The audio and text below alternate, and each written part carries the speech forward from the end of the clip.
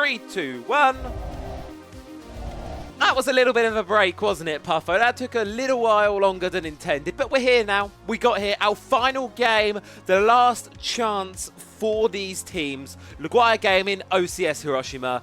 If they don't win it here, they're running Challenger Series. It's done. Simple as that. And yeah, I mean, we have one more match, Travi. We have been waiting for long. I mean, we even had 2 ranked matches inserted into this break, but now that everyone's aligned, I think we get ourselves a decider. And again, this is going to be quite the exciting matchup because we have seen one of these 2 teams before, haven't we?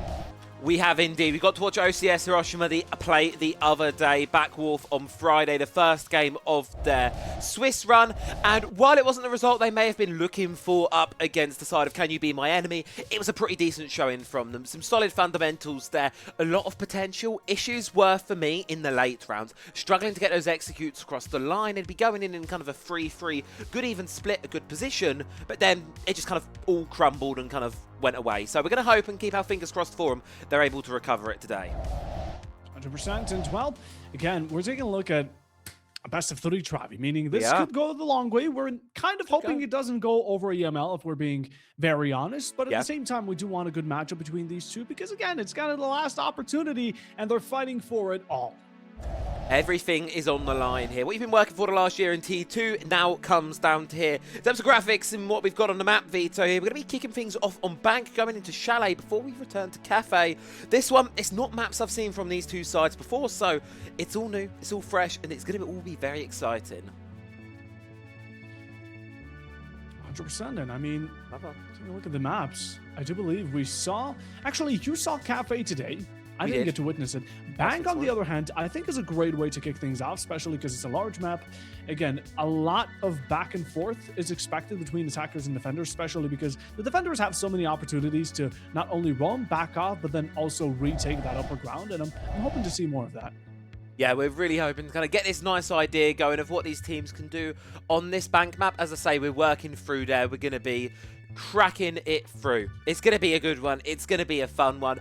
Bank, as you say, it's a map of roam clear. Loguire Gaming, they are going to start on the attack. Something that historically in this region is a little bit of a struggle, Puffo. It's something they not always excel in at. So there's a lot of omen on them to try and start this series off strong, keep the mental going for them, and hopefully get themselves off to a nice early success on their own map pick. On their own map pick. Again, it's kind of this beginning that we need to find ourselves in, but it's down to the kickoff, right? Cafe Dostoevsky, or my bad, Bank. I'm thinking about Cafe. I already want to see it. He just wants a map 3. He just wants a map 3. It's so true. I do, but at the same time, I haven't seen Cafe in a long time, Travi. I'm kind of starting to miss it, if I'm being quite frank. But Bank is also one that's, again, quite exciting. We're having large maps, and also Chalet, as surprisingly common as it used to be picked, it really hasn't been such a common occurrence nowadays.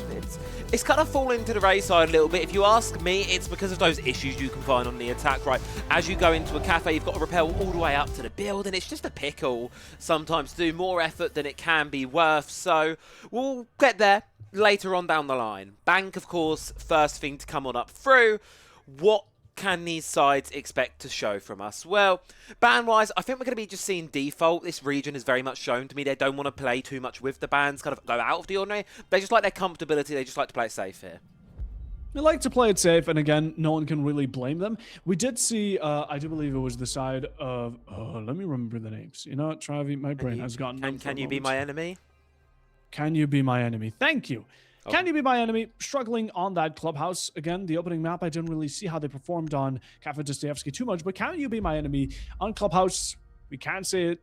We can say the fact that they were in a bit of a rough spot, and we're hoping that maybe they're going to be able to pull things together a bit more going into this matchup. I mean, they're kind of going to need to, so. Yeah. It's all do or die here. We've got 3 best of 3s going on inside of the APL North bracket. All of them, it's a very simple quest today, as will be from the remainder of the matches tonight. APL is the only region with 2 games played today. Everything beyond this point, Puffo, you win it, you go to finals. You lose it, you're done. It's as simple as it gets. Email's the same, SAL, NAL, all identical right now. This is the final chance, the final hurdle. So for these teams, put everything out. Don't leave anything behind, because otherwise you will regret it after today. 100%. Again, last opportunity. And if you want to get those points, if you want to get to that phase 3, right now is your last chance to prove it. Hiroshima and Loguire Gaming. They're going off towards Loguire, starting on the attacking side, which again, OCS will be the ones having his bottom floor, I'd say, can very easily be defended as long as you have kind of the pickups around the Isle of Plant, which is Tachanka, Smoke, Goya. I think it's very common. You can also stir in a bit of Echo every now and then, but normally these are the 3 you'd be expecting. And a big issue on the band side here for the attack is going to be the loss of that sense. An operator that often can facilitate that kind of space to create the plant down, being able to dissect the site into effectively 2 or 3 portions, depending on where they can throw the ROU projectors. Removing them makes it a real struggle to find that gap, find that space. You're going to be relying on old methods like the smoke grenades, especially when you've only got 2 of them in the pocket of Hiroshima. It's going to be very difficult to get that. You're going to have to make sure you've actually cleared them out properly, so you can't be skipping out steps in the process. Oh, I'm liking that twit drone setup. Hiroshama's already taken major amounts of utility, but oh, that just has to sting. I mean, you had the Goya canister also that you could have taken out, but Katori are really good on spotting out that drone. Again, the vision of these players astounding, but as of now, OCS Hiroshima, they also have presence above, and you're going to have to be careful when clearing out Pekko. Yep. You tried. You got Pekko. Shut him down. Zero Kome there. Going to be able to find him through. 4v5 now situation for these defenders as the Logic Bomb comes on through. Just trying to get some quick information as the attack looking to gain some ground. They're going to relegate down. You've got Kateria here playing inside of the main stairway. Going to be forced on down. Exothermic straight up to open up the admin office. And now you can start to look towards site. Or first floor even. You have to be careful. Do we just sync up real quick? Yeah, I was about to say, we're way off on feeds, aren't we? Yes. 28, 27, 26, 25, 24, 23, like 17. 22, 21, 20, 19, 18, 17, 16. Okay, perfect. Yep. Yeah, quick 4-4 break there, folks. Me and Puffer he's watching the YouTube feed, so we need to make sure our feeds are actually on the same second-ish, because otherwise he's a time traveler, and that's not cool. Yes. That's not cool. I can't be a time traveler alone, or we should just have no time travelers. That's illegal in the multiverse system. So in the meanwhile, though, OCS Hiroshima are going to start sending out those Shimikas into the response of all this aggression and utility being sent forward by Loguire Gaming. As for the Tachanka, he can just do his role of denying the push from incoming and again waste time as it is. Smoke Babe still are upon it, but as of now, Loguire, they're just waiting. Well, they don't really have much choice but to wait here. The Havana does decide to go and drop the hatch alongside with the Twitch here, trying to cause some chaos, trying to get some picks, but they're just not getting winning. The gunfight's out here, Puffo. OCS demolishing the attack right now as they're trying to stick this plant on down, but the fire's in the way, and what they will be able to commit to the plant, they can pull away back towards server side. They've now got a very difficult position to hold on to because OCS outnumbered them 2-1. Oh, final 2, George. And can we do it? Difficult spot, but again, at this point, you just need to hold down this post. You do have that soft breach to also open up a vertical, or rather a rotation here that is going to get challenged and taking heavy damage. He's going to swing out and try to waste as much time as possible. This is not what you'd see in our rankings, though. This is a bit more professional, ladies and gentlemen. Gratchan's going to take him out. George, the last pillar standing, a ring around the rosy with Stifty, but it's getting real rough and just barely enough time remaining, as they should be able to lock it down and find the opening round for the defense. A really scary round there for the defense. A couple of seconds for OCS, but they get it over the line, they get the job done, and will be starting away victorious. As you said, Puffo, it's kind of what you would expect to see on this basement bomb. So defense coming off strong there. Equally, though, that 2v4 advantage. Loguire did well to hold on to it for as long as they did. They'll brush it off their shoulders. Know that round was a difficult one, and just go next. Reset. You're going on towards the top floor now. Line up, though, of the defense. It looks very similar. Still wanting to play kind of around those time denial operators. 100%. I think, again, the Tachanka proves to be such a menace because you have this one dimension you need to push on through, and it's so difficult to do it when there's just constant fire. And again, keep in mind, the Shumikas, if optimized correctly, can waste up easily a minute or even more. So you have to be careful with who you're sending where. Again, the Havana dropping from hatch was an attempt by Loguire Gaming, which was successful, but in the end, even though it was down to that last second, you just couldn't hold that out. And OCS, now they're going to go towards an interesting side. Open area and top floor are in a bit of a debate which tends to be better, but team preference-wise, OCS are going to find this first floor best, and they're going off with a similar lineup as they did before. You'd expect to see here eventually Ruin on the Azami make their way up towards the stock area, try to hold it down with the keeper barricades. It's just kind of that extension, that fortress throughout most of the map here that OCS will probably want to go and be playing around. But instead, actually, we're seeing the Azami go all the way to Visa, handing out for a little bit of a rat spot here. You try to catch the players off on their entry. You will hear those rappels on the windows. You'll be able to shoot them down as they go up. So it's a very risky possibility here. You're vulnerable, but if you can get a payoff, if you can find the kill, it's massive gains for the team. It's going to be massive gains. And now we're taking a look at Loguire Gaming, right? They're also bringing a new addition that we don't commonly see. It's going to be the Zero, but on this map, I'd consider him an exception. And now, Hiroshima is going to find a run. That's going to be the opening here. And the Azami falling, it's not the best look for the defense. Again, those Kiba barriers would have proved quite useful. But as I was speaking of it, right, the Zero, this is a huge map. Not a lot of rooms, but the ones that are there, they provide so much information. And just a single Zero cam can not only get rid of utility, but give that flank watch, give that detail and intel that you need to push yourself further. Do it. Throw it. Throw the C4. Come on. You want to Katoria. No. So close. Yet so maybe far. Later.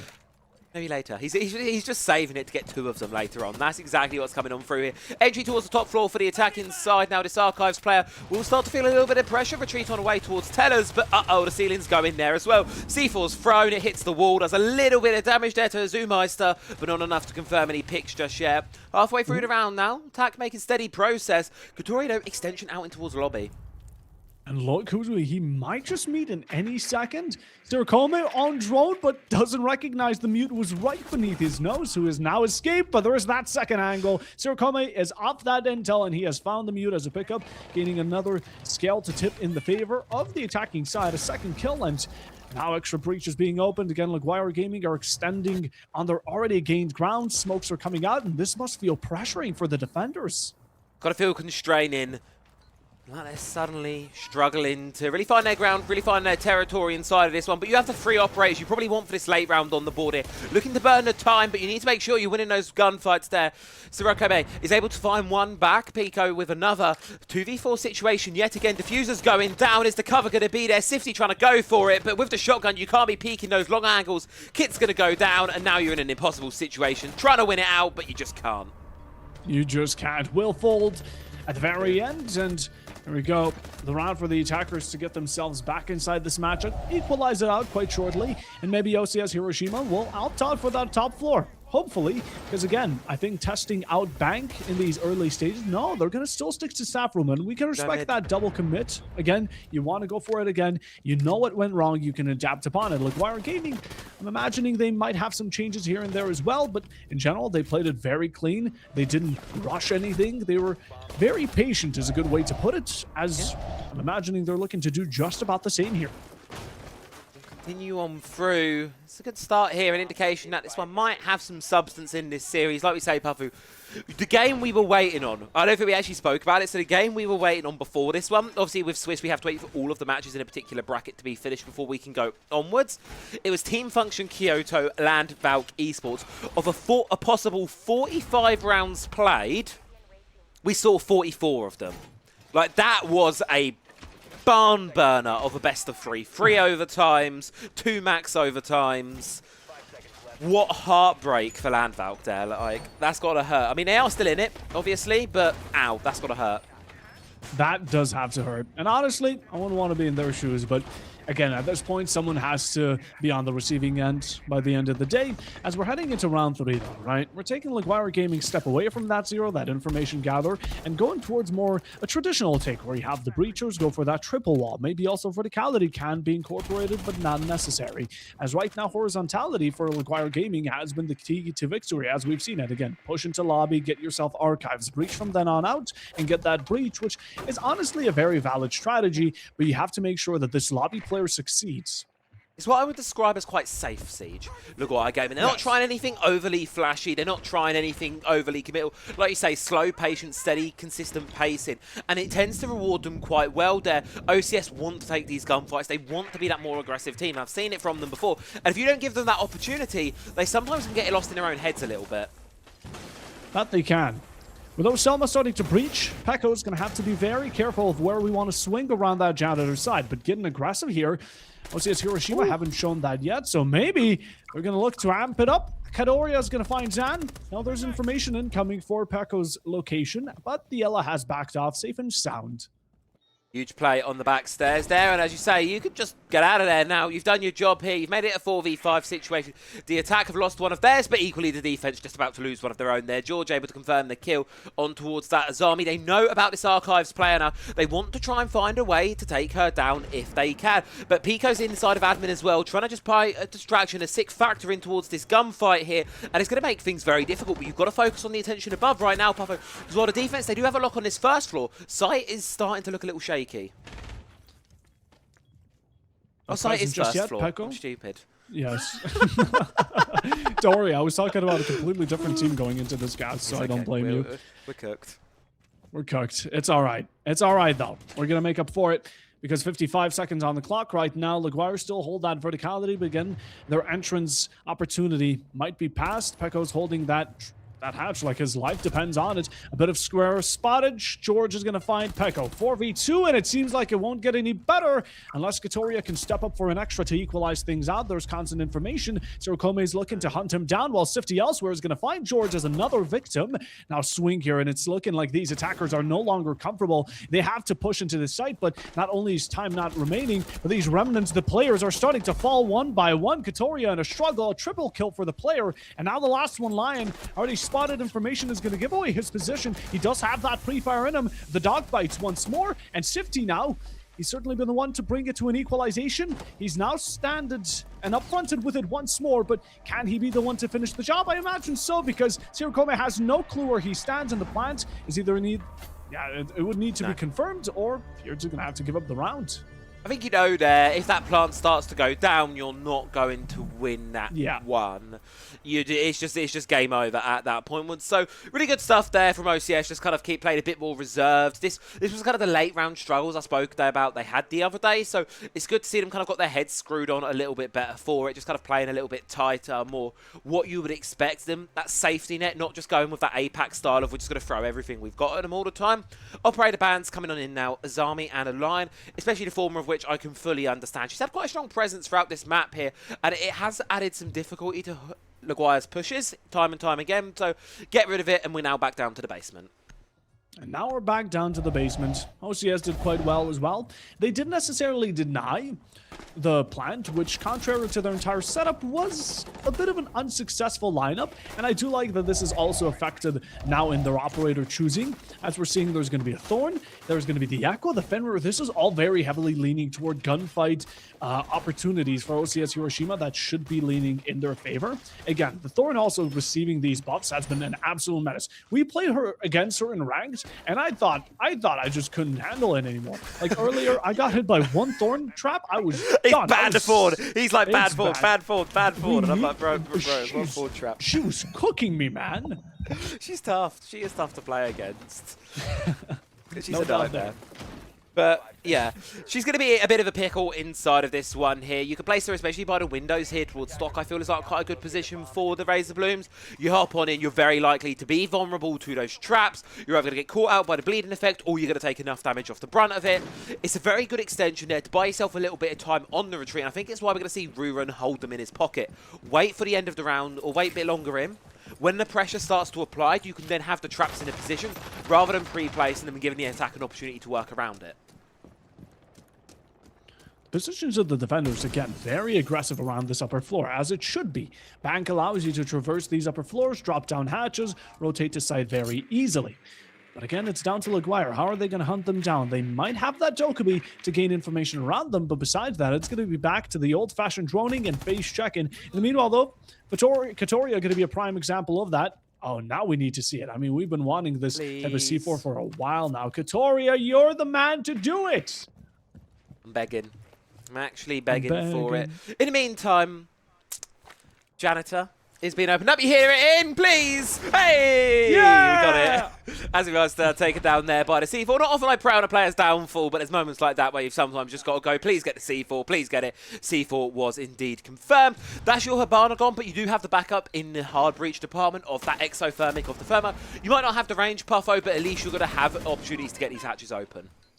That is true. It's the bare minimum. Again, normally, oh, Katoria's off to the second as well. That C4 kill was just not enough to feed them whole, as they're going to bite on another. That's Sirakome to fall as well. Now that road clearage potential is going to be dropped down to a nil, neutralized. And again, the Mozzie persists, still playing very aggressive around some of these angles. George does humble him for the moment to slap on the wrist HP-wise, but keeps on swinging, finds it down as well. There's the finish, and off to a triple is now Loguire have found it a necessity to start hunting down this Mozzie that has gotten away for just this very minute.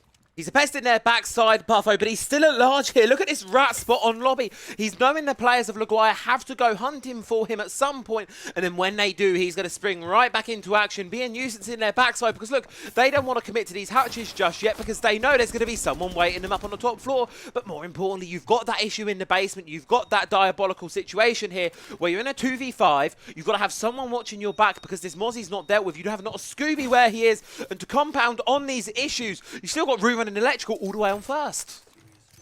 Exothermic is going to open up that hatch as you mentioned, and is going to find one. That's Gratchan to fall, but the Ash soonly after as well. 22nd, the Thermite's going to drop a last-ditch effort, but a victim to Paco, as there's the finishing shot, and we have ourselves another round for the defenders. This is just a replay of the C4. That's all. We just needed to see that. It was beautiful. Do you want to watch it again? Yeah, actually, I want to watch it 2 more times. Okay, let's watch it 2 more times. Ready? All right. I wonder what's going to happen. Boom. Boom. Boom. Perfect. And again? And again. We need to see it again, Travi. There we go. Yeah. All right. Haven't seen this one. Hey! 3 big booms. Yeah, this is what you should expect from a Travi and Papa Bobcast. We're very serious casters. Very locked in, very serious. Upcoming T1 casters, by the way. Yeah, you know, Twitter DMs are wide open. Just saying. Yes, Ubisoft, we know you. You know us. Come on. Designates? Yeah, they're better. So they're what? better. All right, back to the match. OCS is heading into round number 5. They have themselves a nice 3-1 going, but normally it's quite FPS traditional. I like, but I also dislike how traditional it is to FPS games. And once a team has like a 2-3 round lead, the opponents just manage to come back. I like it because, again, it makes for a more even matchup, but it's so predictable. I feel like that's I'm just going to call it. I think it's going to be 3-3.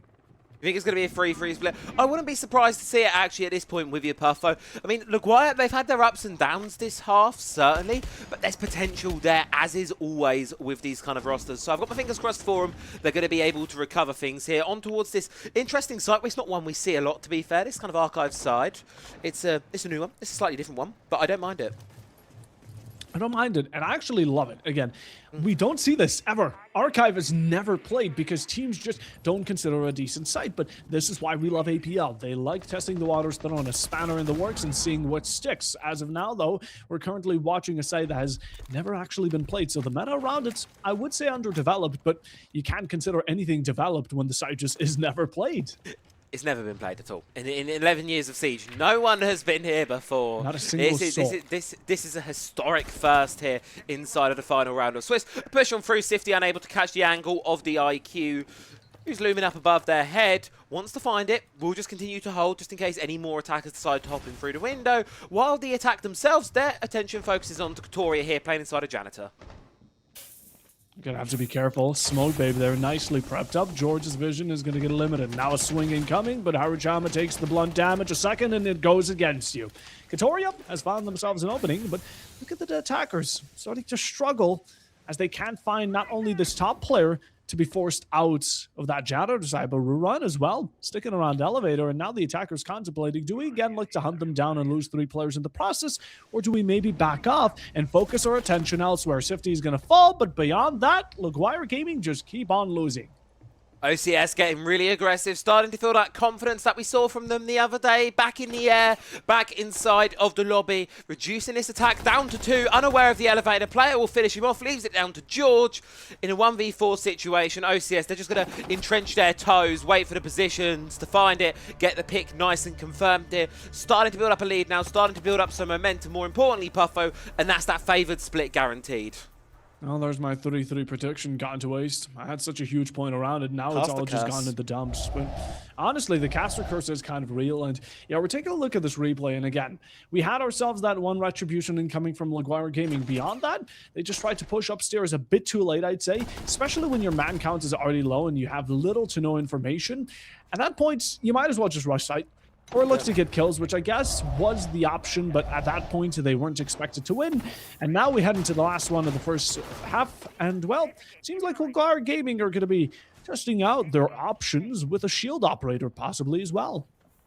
Bringing in the shield. It's, you know, it's a nice way to finish the half, I think. Try something a little bit new, try something a little bit different. You're going to need to do it at this point because ultimately what you've been trying for the side of Loguire is working. OCS have bring in that unbridled aggression. So if you put right at the front of all your attackers this big man on a shield, who they've now 6 picked away from, I'm just going to shut up. Isn't it nice weather out here, Puffo? Dude, it's lovely weather. Actually, no. The second that Monty was swapped away from, after you said what you said, Travi, it became rainy, grim, sad, and depressing. I hope you're happy with yourself. I am so happy with myself. Cast the curse in the weather. Welcome to British weather, mate. No, it's all yours, bro. Just take it away from me. Goodness God. What on earth are we waffling about sometimes? You do have to wonder what on earth occurs here in these grounds. Okay. It's fun time, but now we have to let APL cook. And this is APL cookage at its finest. We have the 0 back in order. We love to see it. But again, it's going to be this roam clearance that Loguire Gaming have been struggling with. OCS Hiroshima, no doubt about it. We have to give credit where credit is due. They've been good at not only expanding their players all across this upper floor, but holding those advantageous angles. Again, you prep up yourself with the smoke canister. You have the hatch open. All options are there. And in general, I mean, they just continue down this line. And imagining this round might be theirs as well. Yeah, it could be a possibility here. Start to get the clutch drones going on in doing their work. Catch those traps out. Reverse them into something that maybe works against the defenders themselves with how quick OCS like to move. Certainly with traps against them, they could certainly fall privy to them. Rurun taking a little bit of damage there, or quite a bit of damage rather, from the repel position, but not enough to confirm a kill just yet. Attack really trying to pressure these top floor players, but yet to walk away with a pick. Walk away with a pick. OCS Hiroshima, again, 3 players really low. I wouldn't be too surprised if a pick were to be given to any of these two sides. And Loguire Gaming, they're going to be the ones to fall first. And again, a second one might just be around the corner. The attackers are going to push themselves further, but there's someone lying right beneath you, and Grachan has gotten away with Calamity as OCS Hiroshima are once more setting Loguire Gaming to dust. A 2v5. I think the outcome has made itself clear. It's pretty cemented, I think, this half. Safe to say, Puffo. Oh, yeah. Oh, that's a nice shot. That's a nice shot on towards Pico there. Sirokome, the one player, really doing a lot of heavy lifting right now on the side of Loguire. 6 and 3.5. Considering the way the scoreline is set, it's a very impressive stat line to be able to hold on to. But ultimately, any team in Siege, they're only as great as the sum of their parts. And ultimately, one player is never going to be enough to carry the whole lot over the finish line. Unless he can 1v4. It's not impossible, but equally, it's not very likely. Not very likely. Again, it's been done in the past, but now Sirokame, as much as you'd probably one of the players to consider in this situation for Loguire Gaming, it's gotten from bad to worse. That was going to be that thorn to slow you down. Yeah. You're injured. A single bullet should be more than enough. Rerun is swinging by, and Sirokame will fall.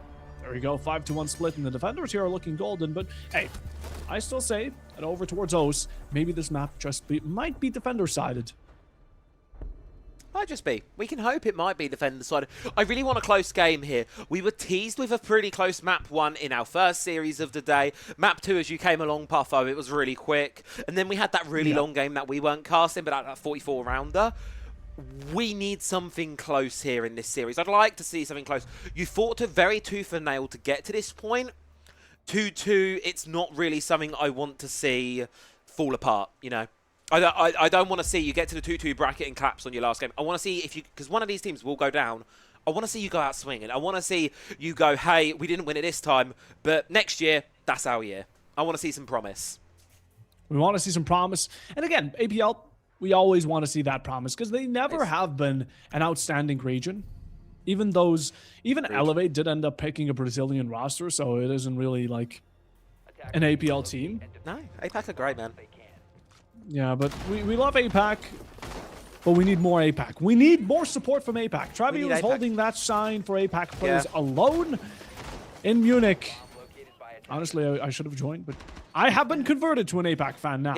He's going to be the next one in line with a lineup of jerseys from OS and APAC as well. Like, I need to build up my APAC jersey collection for these APAC games because they're my favourite thing. It's early in the morning Siege for us here in Europe. It's just good fun Siege. Like, is it the best Siege in the world? No, but we don't fully lock in to expect that all the time. We have the fun with it. We have the enjoyment of it. The players are lovely. Like, that's my favourite thing about this region. It's the people. By far, low on gold, it is the people. Tiaki, thank you very much for the raid, brother. Do appreciate it. And Starfino as well. Thank you for the sub, the support this stream. Loving it. Loving the support, loving the immense. I'm guessing that is done and dusted then, Tiaki. It's just Northern Asia left to go now. Yeah, I mean, firstly, Tiaki, hello. Hi, Tiaki. That's it. And everyone, of course, everyone incoming from Tiaki's way. Of them. Not yet. What do you mean not yet? Oh, there's more games, isn't there? But still, you know, lovely that you're looking out for us. Yeah. As in the meanwhile, though, this is Hiroshima here.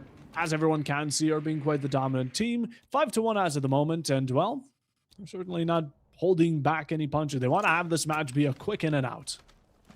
They want to speedrun this one. That's where the shield, that's where the Deimos is going to come into play, right, Parfo? Send them up those spiral stairs, send them in nice and speedy. The defense, though, do have enough players sort of sectioned around there to try and ward it off when it comes, but equally, it's going to be a hard one to shake away. Yeah, hard bargain. Now, Loguire Gaming are going to go towards a different spot. Now, the defense are finding themselves also to an opening kill. And it's that Ying of all the operators as Katoria taking heavy damage and Sirokimi playing a whole new level of aggression, even trying to challenge this Blackbeard, unknowing of his position. As Peko is going to hunt down that player, start using the Vendetta, but against challenging against the Deimos from below. The balls on Sirokimi are like made of steel. Bro spawn peeking halfway into the round. He's sticking his head out window, like, checking jewelry. Like, we're halfway through the round, my friend. You can stay inside the building now, but on this rappel, it's a very valid position to play. This is Army has single-handedly, even though she's not got any kills yet, Puffo, she's single-handedly stopping OCS from committing to a plant right now. You can see they want to go in with the loss of that Zami. They just want to send it full the way through, but they know full well, jumping in that window with the way the land lays at the moment, it's just suicide. It is. You don't have much of an option, but again, Loguire Gaming showing a completely different game from the opening half they had. Again, that 5-1 still seems very loud from OCS Hiroshima, but right now it's without a doubt that they're struggling. What a shot from Hiroshima. Going to take out Peko long range, and again, that ACOG on the defense really proving to be worthy of the pick on Aruni, which mostly has been the reason she's been getting picked a lot. But again, the gates still prove to be quite useful around those main breaches and such, and Ratchan can't even find himself a moment of peace. Hiroshima has now jumped down into lobby, taking him out. Nikateria, what are we going to do? So lonely it must feel, but a 5v1, 20 seconds. I wonder what the result could be. I would never know, to be honest with you. 5v1. It's more so, is it going to be a flawless round? Is it going to be... Yes, it is going to be a flawless round. And you know what, Puffo? That's great. That's the kind of round that I want to see from Loguire Gaming. Why? Because that shows a bit of promise. That shows that they're here to play. If it was a close defensive round on their first choice primary bomb site, I'd be a bit worried for them still. If they can do that to kick off their defense, they can only build up here as they settle into the new side. And I'm hopeful that they can bring this one back. Still, though, trailing by 3. Let's not get too ahead of ourselves. Let's not get too ahead of ourselves. And again, you have to keep in mind, Hiroshima, they need one round. And they're already secured into overtime if all goes from bad to worse. But they also need 2 rounds to finish off with during regulation. Now, Loguire Gaming can certainly use all this pressure to fuel the fire that's still burning brightly inside of them, I imagine, to win out this bank. But even if they don't, which again, is still a far cry from this match being over, they do have that second map, they do have Chalet, and maybe even, hopefully, Cafe Dostoevsky to show us what they've got. Ooh, Cafe would be fun. Cafe would be kind of fun, kind of spicy. Nice way to end the day. As I say, I just liking this rotation of maps. We're now going to be going through on towards what I think is a bit more of a normal bomb site choice here, that being all the way down in the bottom, the bunks, the trenches of banks, so some would say, in the basement. And now that the sense is not banned this half, Puffo, immediately seeing them lock it in because it's such a valuable operator on this bottom site. It is. The Sens is insanely strong because, again, even though Loguire Gaming are not playing a Warden, it still is a great counter to it. We also see the Fuse, which, as a fellow Fuse main, I am heavily lenient towards. I want to see those pucks connect to at least a kill, at least clear the utility maybe as well. It's a great counter to those ADSs too. So again, those the Yin Candelas and the Sens tapes can have a bit more freedom once they're entering the smokes as well. I mean, taking a second look at it, look at the amount of utility the attackers are actually bringing. This execute, if made with all 5 players, will be dominant. I'm going to leave that execute to you, Puffo, because it's going to feel like a Valorant round with the amount of, like, stuff on my screen. So I'm just going to leave that to you. You know Valorant. You know how to cast when it's just rainbow colors on the screen. I'll stick to the gunfights. I'll stick to the siege. Fuse just slowly chunking his way across the top floor here, step by step by step, reducing these defenses down the basement, making him run away because you don't want to really get in a gunfight with this guy. I'm liking these Fuse utility. Again, going to try and wipe out the player from open area so the hatch can also be a bit more accessible to open without having a C4 below land right below your feet right on after. Right now, again, look at the passiveness. Loguire Gaming are giving off all displays. They're not really playing aggressive, but I'm imagining that's about to change once open area is contested. Shotgun on towards the hatch, almost catch defeat of one, but no, caught mid-animation, unable to get the kill.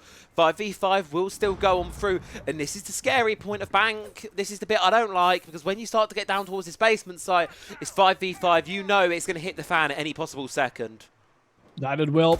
Pecco's going to shut down one of the players around main, just kind of have them forcefully retreat. The hatches are open, but again, we have to keep in mind, OCS Hiroshima, all 5 players still alive. Loguire Gaming might be ready for it, but they have a C4, smoke babes, maybe a couple of thorn traps inside their own site. It's not a lot of utility to counteract everything that Hiroshima currently have. The Incandelas are going to be sent on out. Not fully committed though just yet.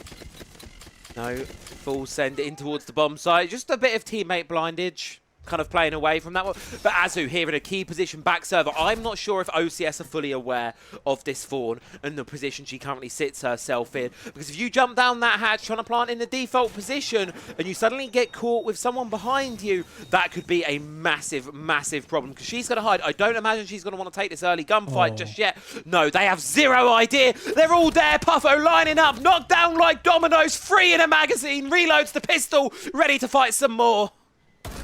And it's over. Hiroshima, they just didn't check their nooks and crannies. Sifty's now all alone, being hunted down. A C4 sent. It's a long shot, but Zan, we can at least commend the efforts. In the end, though, an entire attacking round that was looking so bright has now gone grim. The light has been snuffed out, and we have ourselves a defense once more in what we thought would be a long path.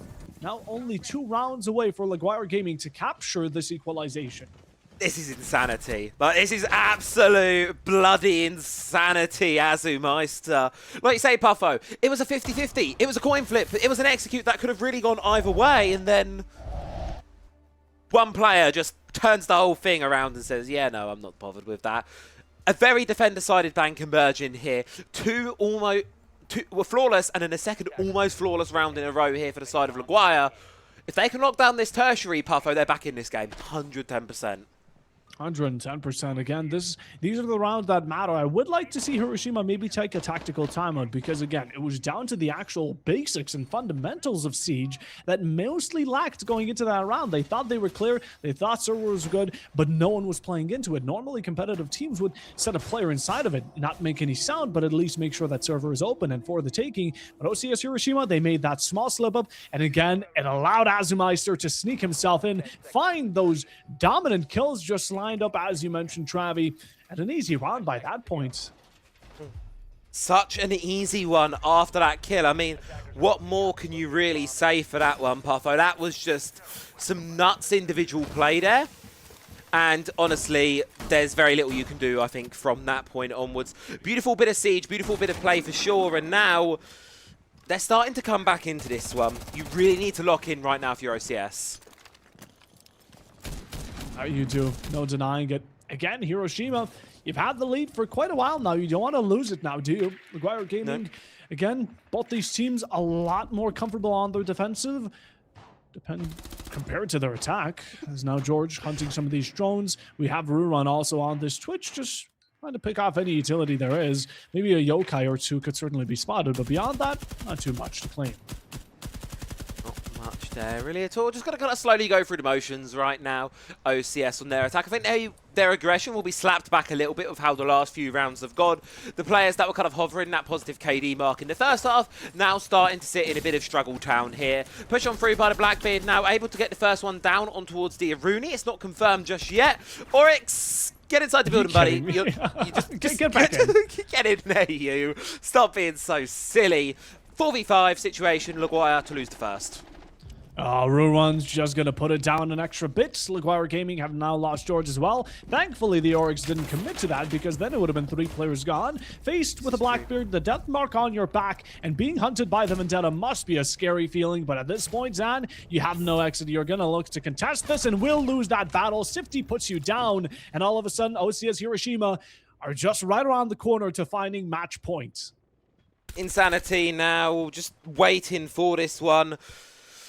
Match point to loom. This is the issue, Bob. You can get good on the primaries, you can get good on the secondaries. If you lose this tertiary twice, it's a 7-5 regulation victory for the side of OCS. Oryx hopping up the hatch straight back in towards the bomb site now. As long as OCS do a good job of time management here, that's probably the only factor that could work against them right now. If this Echo's able to stay alive and slip away and hide in a corner, and OCS gets slow and sloppy, that yokai drone could actually change this round around single-handedly. 100% could. Again, you can get sloppy around time, but Sirakama might be confronted by this Blackbeard very soon. Still has a nade, so again, sticking behind these desks might not be the most comfortable area. As Meister currently also holding down this bottom square side, and if the Echo has been spotted, we're just waiting for the utility, which will not be needed. Sifty has found the needed shot, and now the last one. Can we do it all by ourselves? Azumeister's good for the opening, now being death-tracked by that Deimos, which is just, again, a terrifying opposition, as he's also going to take verticality. No bullets in that belief, but one, and now the reload needed. Time is wasted. You're trying to rush yourself into this to find as many 1v1s as possible, but again, OCS Hiroshima, they've lost too many rounds. They're just not going to give them up so easily.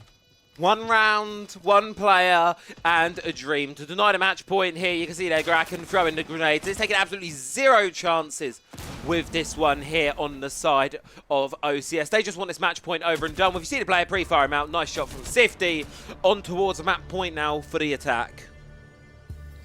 Map point, again, series point following after. Again, Loguire Gaming, you don't want to find yourself in this uncomfortable spot. You've had certainly a rise for that moment, but it seems like the groove has worn off. We head into our 3rd wave of bans. I'm imagining the Deimos might be someone to get rid of. On the defensive, though, I do wonder who they could ban. I really do. I don't have anyone on the top of my head right now. No one immediately sticking to mine. I mean, on the defense, you get rid of Blackbeard, maybe.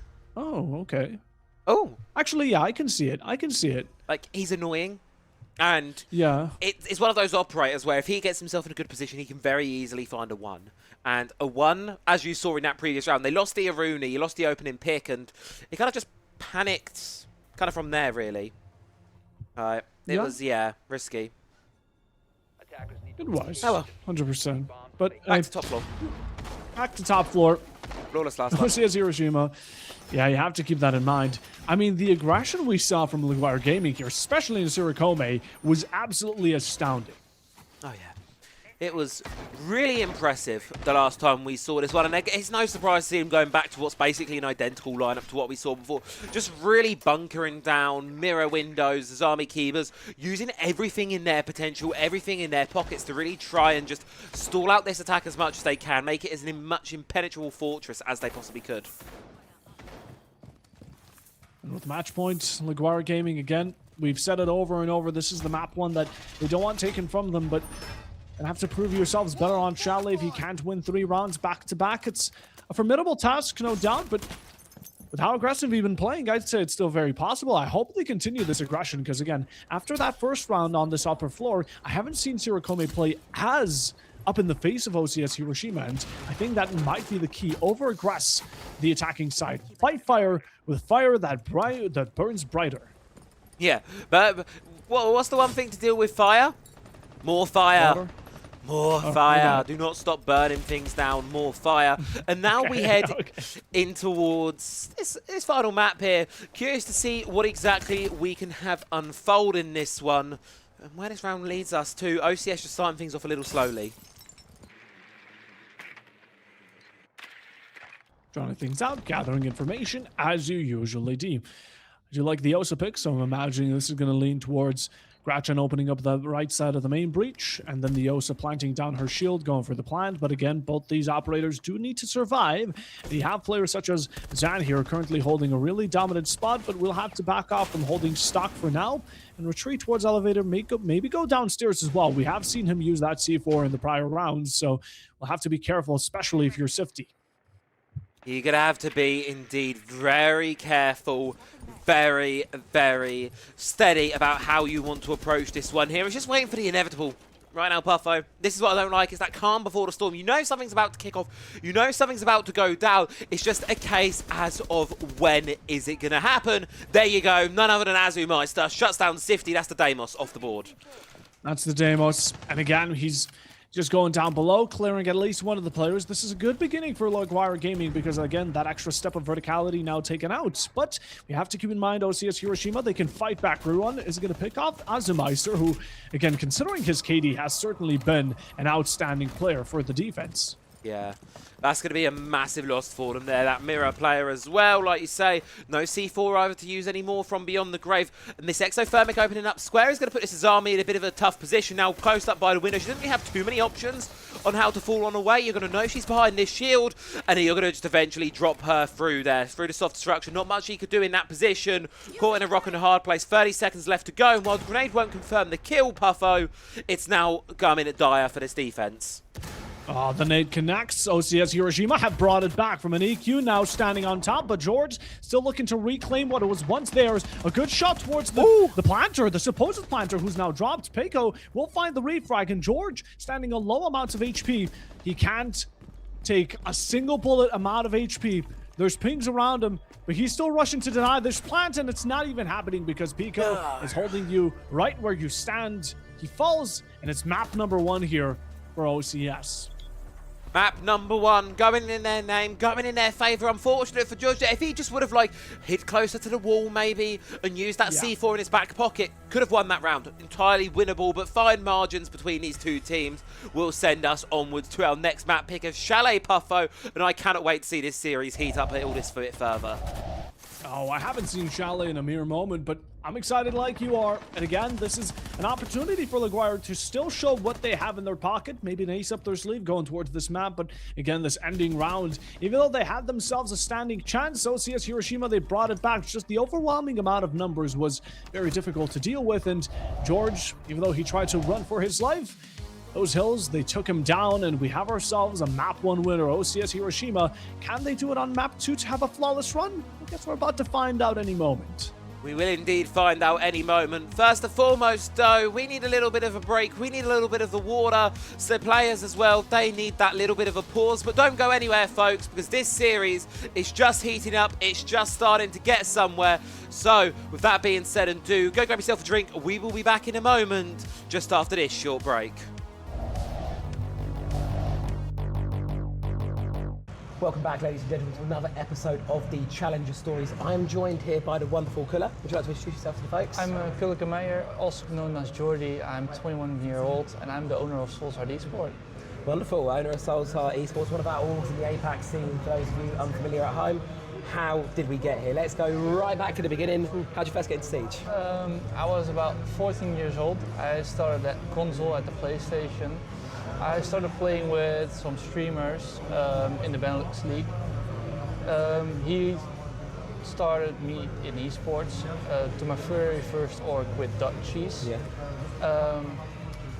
At some point I outgrown the console scene where I started playing in PC scene for a different org called Eagle Empire, where I was not good enough to be there as a player.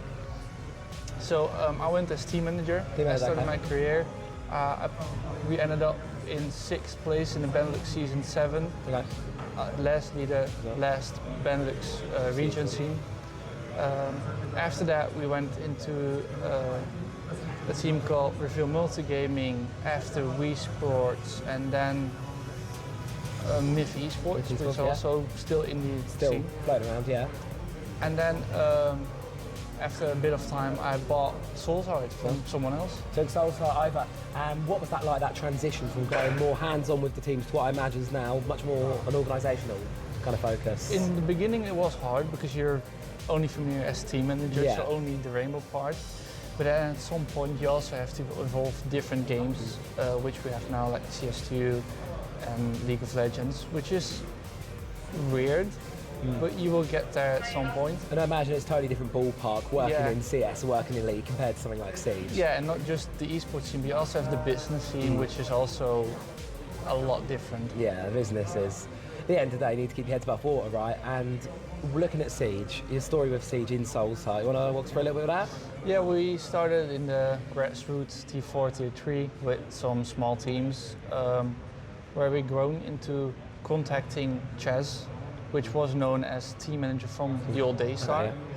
He joined me in as the old co-owner, which sadly left to do his own project. And that's when we got in contact with the old no-cap roster, which is now Soulside. Soulside roster. And it's been quite a story you've had with these guys. Let's dive in more recently, the Six Invitational LCQs, because that one was a bit of heartbreak, wasn't it, for you guys? It was a bit unexpected. If you look at stage 1 where we ended up third, which was quite good, seeing where we came from, then stage 2 ending up sixth was a bit of a downfall, where some of the players were thinking about leaving, yes or no. And then coming in again at the APAC Cup and winning it all.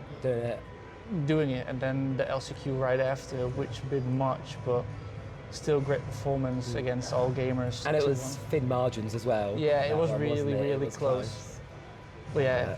Just it wasn't meant to be this one, but I guess next year. Next year, and I suppose that's a great segue into kind of what's on the radar. Obviously, we're just at the start of the competitive year. Invitationals, well, we're here for starters, and they're going to reveal all sorts of lovely goodies. What's on the radar for you guys this year? I cannot say much, but of course we have a goal, and that's getting on stage. Not just making the major, but getting on the stage itself. If it's just a major, EWC or Six Invitational, it doesn't matter. We'll get there. You're going to get there. And something else as well I've spoken with quite a few people about today is the growth of the APAC region, because it's coming a lot deeper the last year or so. Yeah, and you have seen that there's an announcement that we have a new region in there, China. So I'm really curious, because it makes the region harder where we compete in, but it also shows growth, which is good.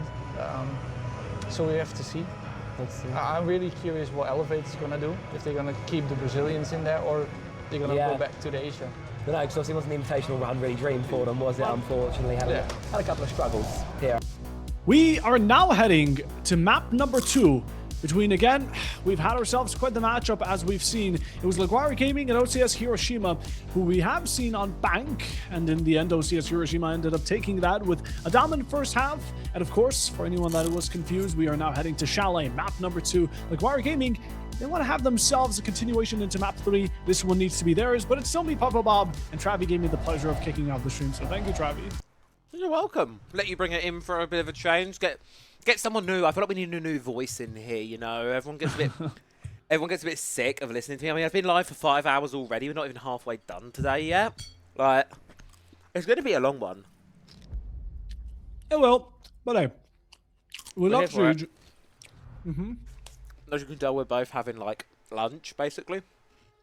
Yeah, we do want to apologize, but we're hungry, man. We casters, we need to be eating. We need to eat. This is the price we pay for having 4 free region coverage today. Like, this is the price we have to pay for it. I mean, Tom's just getting up. I'm sure you've seen in the chat, had a lovely chat, Mr. Sherlock, currently watching us in his pants, in his bed, as he does. As he does. I asked him if his toes are out, but we need, Tom, we need to know, are your toes out? Are your toes out, Tom?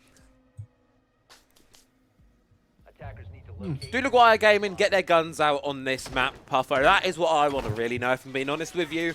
Map 1, there were some signs of promise there. A solid first half, or a solid second half rather, on the defense, but with how their attacks went, it was just too little too late, I think, to mount that comeback fully. Now, they start on the defense here on Chalet. Their opponent's map pick, OCS going onto it, feeling confident, feeling ready. Are Loguire going to be able to stall off this wave that's currently barreling towards them? I guess we're going to have to find out. I mean, Loguire Gaming, they proved to have a bit of a difficult time on not only their defensive, but mostly their attacking side towards the number one map, which was Bank. But going towards Chalet, you know, they start on that preference. Hopefully they're able to deliver around it, because a kickoff into the first half, as we've seen, such as a 5-1 beginning, certainly does kind of manipulate the outcome as well. Yeah, you don't want to be going down another 5-1 half again here on the attack. OCS, they'll probably be looking for an even split, especially on their own map pick. They should have the confidence and the sort of capability to do what it takes to achieve that goal. Starting off, we're going to go towards this top floor site. As you would expect, defenders scattered throughout the entire map. Presence known towards this sort of library side. One playing mezzanine, but immediately hopping in straight in towards the frost mat. Is the cover there? You anticipated it. I'm going to pretend that was like 5D chess. Moving that frost mat was intentional, but good recovery there from OCS. It's fine. Nothing happened. Part of the script. Hiroshima did end up losing, so again, a bit of a shame to see those Cuba barriers no longer in use. I have to respect Loguire Gaming. They're still playing aggressive, even though they're a man down. They want to they kind of want to get back into an equal motion. And as of the moment, Grachan might be their gateway to that. Might just be the one in. Thermite now wants to be able to deal with this wall being opened up, protected by the bandit batteries for the timing. They're going to use the ace to open up the IV wall here, but Impact Trick doesn't stop it though, and that's the issue, because you can shoot on in now, allowing you to take bandit batteries out. There go the exothermic, and immediately a lot of pressure on towards the defense, but Sikarame more than happy to play in amongst it. Sorry, I was eating salad. It's okay. Breaches are out. A bit of an EQ. Again, as per needed for the defenders. But now, what's the next step? Again, we need the tips to be scaled in some direction, and Peiko right now taking this heavy damage and carrying the diffuser might not be the best one for OCS Hiroshima. As of the moment, though, smokes are going out. And again, this could be a great opportunity to start the plant as a shot through it, and Shirokimi will fall. Part of full control basically established now, bar for this piano player, which you want to deal with. Mute underneath, obviously down towards on the objective site, so you're not going to be able to push across now on towards this top floor. You just need to keep an eye on the time here, Puffo. That's going to be the contributing factor to this one. Here, OCS need to move a little bit faster, I think. Still got two exothermics in pocket, looking down towards the objective now. Want to get it open, but it's just yet again making sure to not stall out too much. Loguire Gaming gonna have to rely on time to be their best friend. The breach is inevitable, and Peiko's arrow putting that second exothermic to use. As now, a hole has been opened. Looks Goyo canisters, the final ones of them popping. Electricity is back in motion, but a bit too late for that to do any damage. Meanwhile, though, 15 seconds, and the attackers are going to need to resort to some sort of commitment. Otherwise, it might just be over. We have no C4s. Actually, Azumeister still has one in his pocket. Might be willing to put it to the test, but he's a bit too far. Unlike someone else, unlike Zan, who's close with that shotgun. The MP7 is going to find retaliation. The plant is going down, but you can't stop it. And this is a last-ditch effort, but it's just up to him! No, the plant has deflected a C4 into his face, and that is just unfortunate.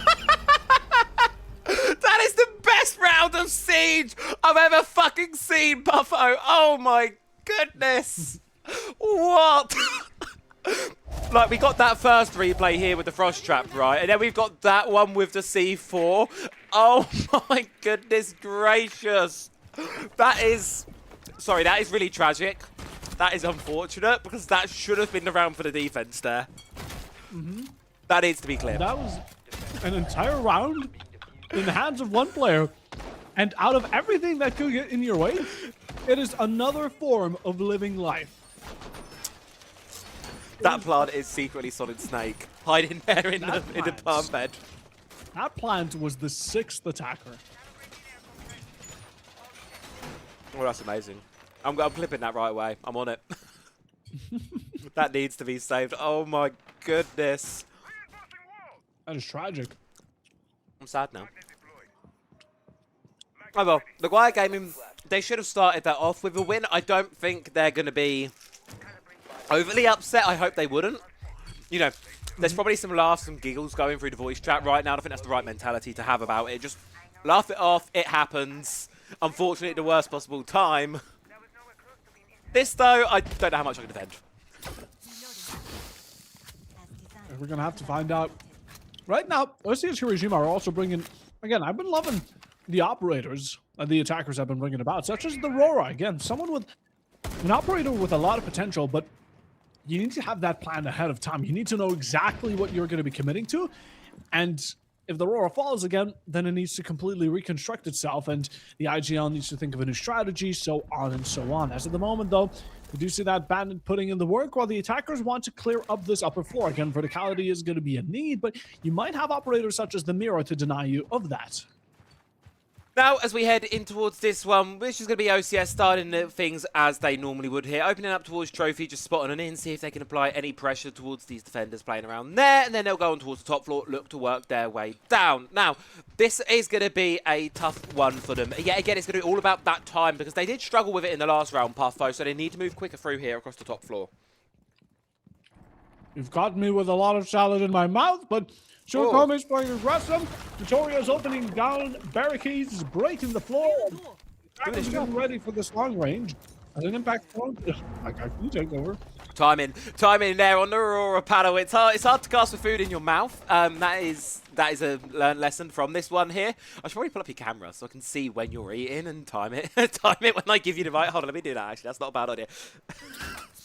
Let me just keep a... There you go. I've got a Puffo cam now. Okay, so I've got a dedicated Puffo cam. Ruin's got a dedicated line of sight on towards 400, able to shut them down. And it's suddenly become a very difficult situation for Loguire, who suddenly aren't able to compete as much on this round number 2. Yeah, all of a sudden, they're in a bit of a difficult spot between a rock and a hard place with only 3 players to stand for this round. And again, Loguire, they're going to be 2 rounds down. But it's not over just yet. We have seen some of these players stand out when they're needed most. The Flash is going to be thrown in return, so Ruron can find some head pace, get himself on those Roteros, break down those Kiba barriers, and help this Breacher do his job. Shurikomi's taking heavy damage. George is going to find Ruron in return. But again, it's the fact that this Mozzie holds a lot of leverage on this upper floor, but that counterfeit being the fact that there was only 2 players on site. This is it. You're very limited with your options in towards the objective now. So Smoke's going to go in one of the few safe areas. You've got used to Cowan Hives off the Grim to section off these defenders. Make sure they can't make the rotates they're going to want to do so. In towards the bomb site, but no, creeping in from barrels here is going to be George. Now, the team's falling around him. He's spotted out by the beehives. The play's not going to work. Oh no, Master Bedroom Hatch, you reinforced. You banded it off yourself, guys. You should know that one's closed. Shurikome panicking, barreling down towards the bottom floor to try and get something going here. But unfortunately for them, it's very unlikely to result in anything. 4v1 situation, panicking, trying to come down the staircase now. What can you do? Where can you go? It's a very tough situation. You ate yourself in there. Graken able to be shut down. Shurikome, and with it, a second round chained together now by the side of OCS. Yeah, Travi pulling up that second camera just to see me finish my salad was perfection. Right on cue as well. Right as I was running out of words to say, I'm like, finish your mouthful, go. But yeah, that was a good round. Again, OCS Hiroshima are proving to be a bit of a better team inside this matchup. Again, Loguire Gaming, like you mentioned in Bank, they have the potential. They can step up. But it's just the fact that they haven't yet. They haven't found that swing of moment, the momentum swing. And, well, sooner or later, they're either going to need to find it, or OCS Hiroshima will find themselves a flawless within Chalet. And again, proving to be already such a menace on the attacking side, I only fear for what is to be of that opposite. I fear what is to be of the defensive once OCS Hiroshima find themselves once more in a comforting zone. Alibi pick. One we don't see a lot. Oh, yeah. She's actually decent now. You know what? She has a place now if you can hide her in the fact that so her prismas, I didn't know this and I got absolutely baited and just demolished by this the other day in a game. Prismas get marked on Snake's radar as people. So really? If the enemy is playing Snake and they spot a Prisma, it comes up on the radar as a player. That is so evil. You could just like put alibi clones like anywhere on the map, and oh my god, that is. We were doing this yesterday in our ranked game. We were playing Chalet, funnily enough, as well, and we were felling top floor. We had like one inside of the bathtub, one inside of closet, and then one in the suicide position in library. And then because the attackers were abusing the hell out of Snake, and obviously you can't ban him at the moment. Yeah. So really just big brain stuff there from us. I think that was actually Sham's call to make. Oh, he's looking the wrong way. That's unfortunate. I'll stop waffling now. Picazero finds one. Katoria, though, does go down in response. 4v4. Neither side worse off for wear.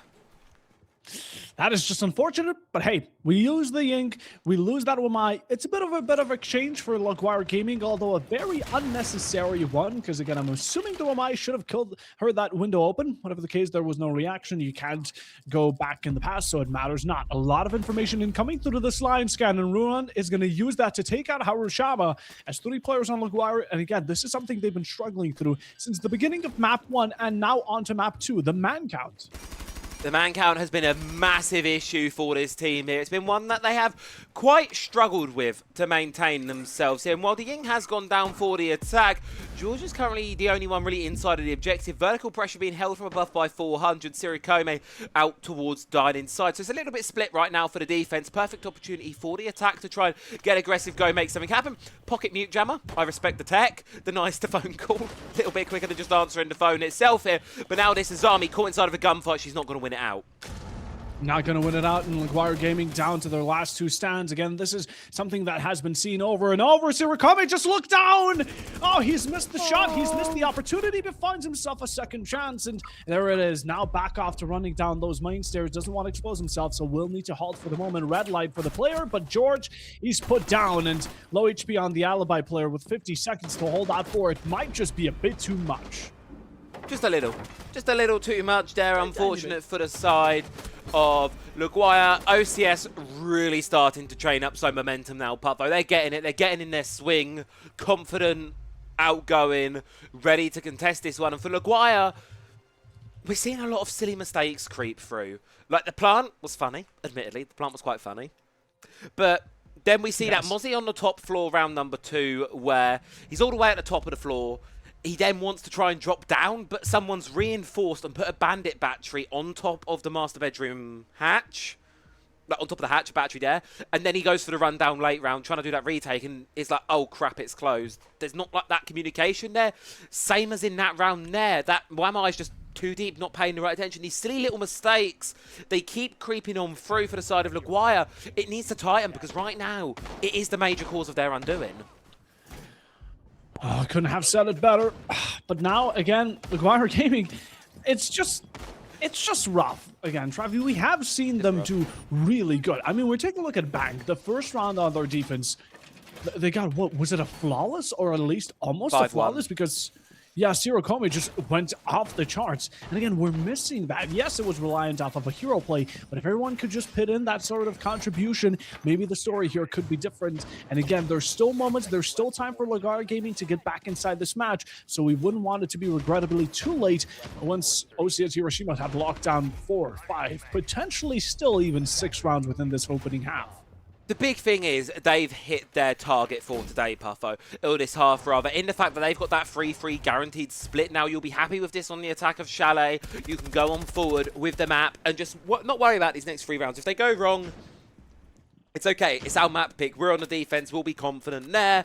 Versus on the side of Loguire, they really need to try and tighten this one up, start to build some momentum in their favour. I feel any more for OCS, and then you start to get to that worry point of the game now of, well, where do we kind of go from here? Yeah, that was a bit of an awkward shotgun shot there from Zan, but that tends to happen. It's whatever. It's the ping we're playing on, or we're watching on. Yeah. Have you ever tried to play on this ping? Have you ever tried to play on like APAC servers? No, the worst I've done is American. I wouldn't recommend it. Playing at 300 ping, where it's like, I got like my 2 computers here and I set them both up. There was like a visible half a second delay from when I left clicked and it came through on my end to when it came through on the laptop from the O servers. It was rough, man. It was really rough. That sounds horrible. But, I mean, it's to be expected. Opposite side of the world.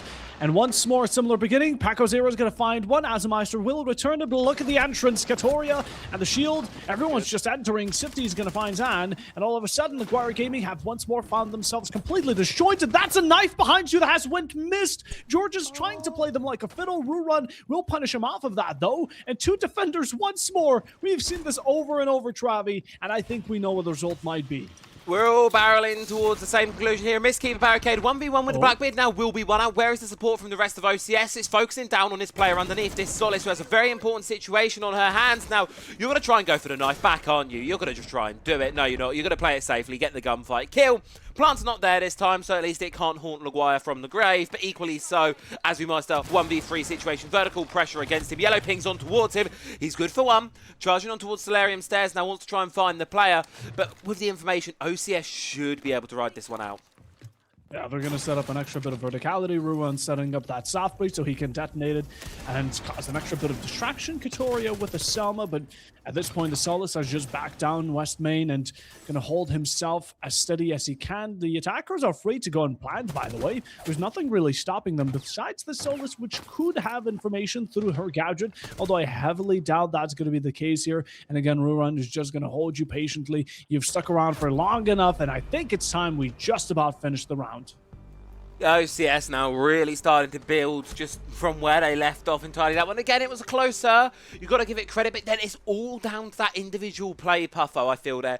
It's all down to that just one player, Azumeister, really holding the front line there for the defense, and there's only so much you can do when you're tossed into a 1v4 like that. I really want to give credit to OCS here. The way they played this 1 versus 2, putting the breach up above to kind of give him a fake out, then just corner him down in West Main and just double holding that swing so he can't peek either of you.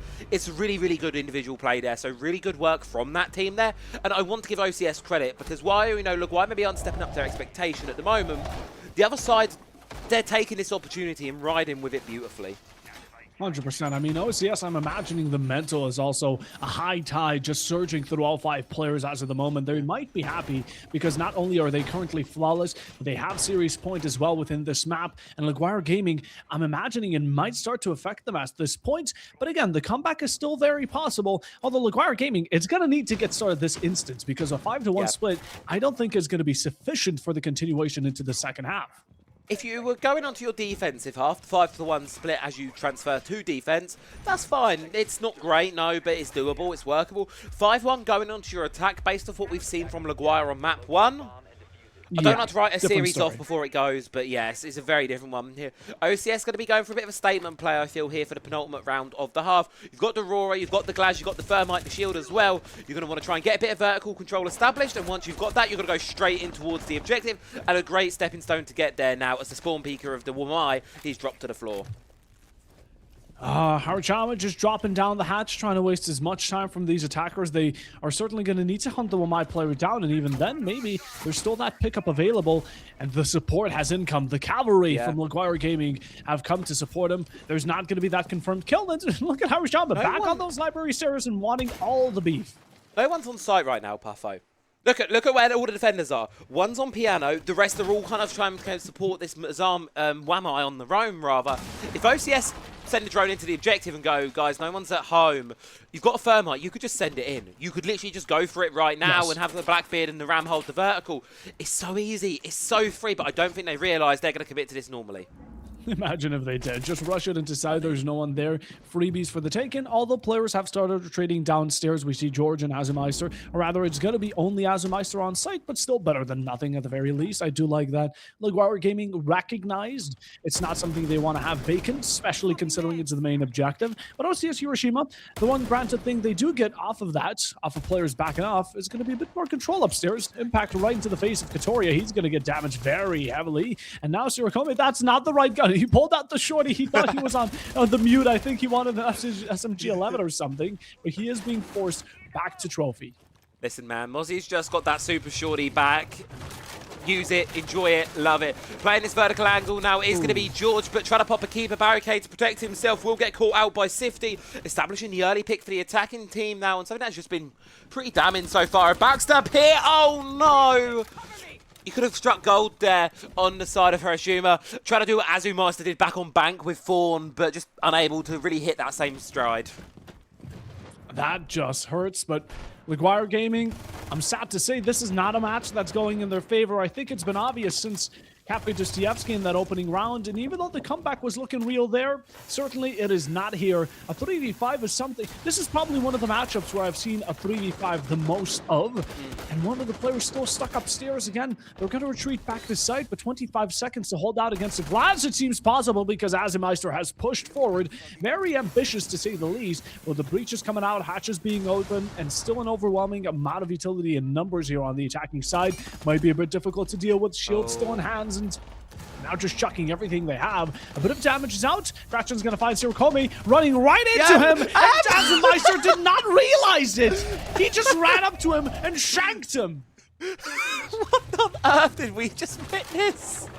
What? He thought that was a friendly teammate. He must have done, honestly. I actually have no clue what the heck we just witnessed there. I want to watch that one back. I mean, this was heartbreak there. This was really sore. This kind of hurt. But then this, just what the helly happens here? The mirror. Tunnel vision onto connector. They go for a smooch. They have a quick smooch, and then he realises, oh crap, that's a bad guy, shanks him in the face. Puffo, this game is delivering, honestly. It might be 5-0, but this is one of the most entertaining games of Siege I've watched in a while. It's just got that APAC flair to it. Now, if Loguire can mount the comeback, this might be one of the greatest maps of Siege I've ever watched. Yes, it can be, and I'll be completely honest, Ravi, you don't get to see this every day, so APAC, as much as it is one-sided, APAC is back. We still love this match. We still love it. I love these teams. It's, you know, it's as I say, I want to see Loguire swinging a little bit more. I really don't want them to go out like this. It was yesterday, right? We were watching Turks, and they're really good on Lair. They're a solid Lair team, and they just got really picked apart by Order of the Shield, and it was heartbreaking to watch them kind of, you could feel it in the lobby. That like hope, that spirit kind of disappear almost from them, realising their run was ending. They know they can play better. Loguire, they can play better. We saw bits of it on map 1, and it's just, it hurts to watch this because I know they're going to be hurting just that bit more. I thought George was maybe tempted for a run out. We talked about them getting a bit more swingy. This certainly is the first scent of it, but again, you're 0-5 down already. I guess it might just be Loguire Gaming starting to realize this match isn't for too long anymore. They do still have a bit of a setup here around this library side, and sadly so, it is Hiroshima who ends up falling. Sifty is going to nicely take clear of the Legion, so Goose will no longer be present, but again, some of the defenders still lurking around the map. Some of the defenders just hanging about, lurking on through. What do they do at this point? Was they're still playing aggressive, and this is the one thing I am liking from Loguire at the moment. They're not afraid from these gunfights. Still, don't get me wrong, OCS have a good read into the fact that the gunfights are probably going to be there. But equally so, it's going to be a very fun one. This C4 could go huge from George here. There we go. Salma's going to get shocked. Pieko is just going to jump on in. Katoria with a shotgun inside of sight. And Loguire Gaming, every single one of these defenders anywhere but where they should be. Azimeister is going to run down a real run. And now a couple of shots attempted by these armies. And is not finding anything. A plant not being stuck is certainly a weird approach of having about it. But when you're this high as OCS Hiroshima, when you're so far ahead, all you can do is play. But the result is bound to be the same. Open up the hatch now. Noda Plant's going down. Azimeister's able to find one back. Wins the one on towards Kraken here. This is a sliver of hope here for the defensive side, but they've now got to await this retake. Ying caught with the Candela in hand. It makes it into a 1v2 situation. Now Pico's cornered inside of stock here. Surely this is the round. Surely this is where Loguire are able to get themselves over the line of 5-1 half, mirroring that of Bank. It's not great, but it's going to have to do. Only up from here for this team on their last stand. That is quite unfortunate, but I mean, honestly, at least Loguire Gaming get themselves this round. We have to respect that, right? We have to heavily respect that. They get themselves around. The comeback was very real, and OCS Hiroshima, they played with their food, but even though you're so far ahead, you can never underestimate your opponent to this extent. Close up in the shorty. Oh, that was just beautiful, but it's one round, Travi. That doesn't mean they have it all. They don't have it all, but they do have a new ban. They have a Cade ban coming on through, and a Blitz ban. New operators. Oh, that's true. Say bye-bye. I like it. It's good. Yeah. Okay. I can respect it. Solid. The Cade, I don't think, surprises me too much. The Blitz a bit, But hey, I guess we're going to be committing to getting rid of these shields, which is fair enough. Yeah, get rid of the shields. You don't want to play shields right now. Against them specifically. Boo. What do you mean, boo, Puffo? You don't want to play. You don't want to play shields or boo. I want to play the shields. I want to be the guy behind the mountain with like the big like anime skin. That's me. That's Travi. I can't believe I thought I knew you, Travi. Trevor, like Trevor. the bright pink "Don't Shoot My Pupillins" like skin. You know, the Rainbow's Magic Montaigne skin itself, like that one. Oh, that one's kind of good. That's a good skin, and then have that on the Montaigne, so the Montaigne is pink, and then have the Uwu shield. Oh my god, I like the Montaigne headgear where he has like the butterflies and antennas. Yeah, that's what I'm saying about. That's like the pinky one. Yeah. Yeah. That one's cool. That one's cool. You know what? I'll agree. I'll agree. You'll agree. It's a good lineup. What's your favorite cosmetic bundle in this game? Just on the spot, anyone. Tachanka the Lord. The Lord Tachanka. What, the elite skin, the shirtless one, or the pink one? Nope. It's the one where he has like a medieval helmet and chainmail armor. Oh, that is a nice one. I actually really like that one. That is clean. That is good. Someone who said this earlier. Have you seen the new R6 share skins? Maybe, but I wouldn't remember. I'd need to see them again. There is now an Uwu drone in the game. That is the most important information of the drop. But the charms are really good as well. There's an Uwu drone. I'm literally. I don't know why I've bought it yet. To be fair, I'm slacking. Slacking on the Uwu drone. I've just opened Steam, ready to go.